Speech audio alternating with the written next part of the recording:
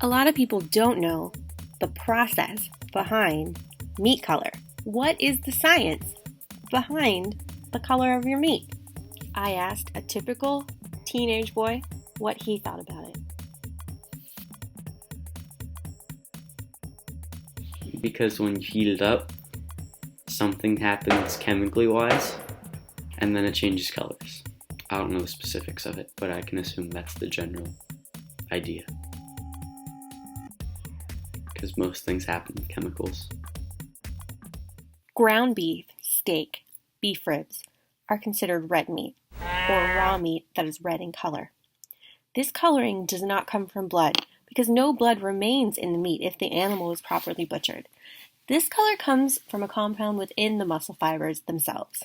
The red color appears most abundantly in slow twitch muscles. Those are the muscles in charge of lower intensity, high endurance movements, like standing, and these muscles contain a protein called myoglobin. The iron in myoglobin accounts for the red color of the meat. Meat's particular shade of red can vary on the stage of its myoglobin, which has 3 states: deoxygenated, oxygenated, and oxidized. When meat is freshly cut, the myoglobin is deoxygenated, or oxygen deprived, and it appears purplish red in color.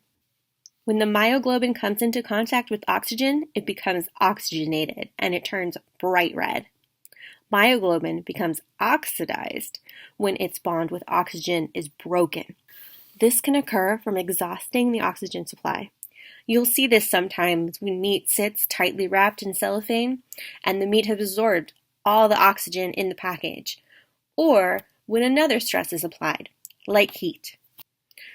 When stress is applied, myoglobin starts to break down, a process called denaturation. The iron loses an electron and forms a hemochrome, which is brown in color. When cooking red meat, people like a variety of doneness. At 140 degrees Fahrenheit, the myoglobin remains essentially unchanged. This is considered rare, and the meat will be red throughout.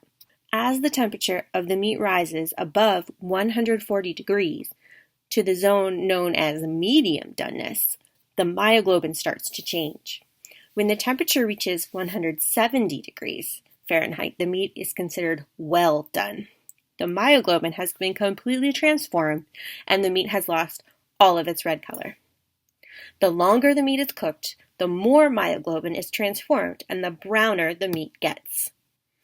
So if someone asks you, what do you put on it to make it brown? You'll know what to tell them.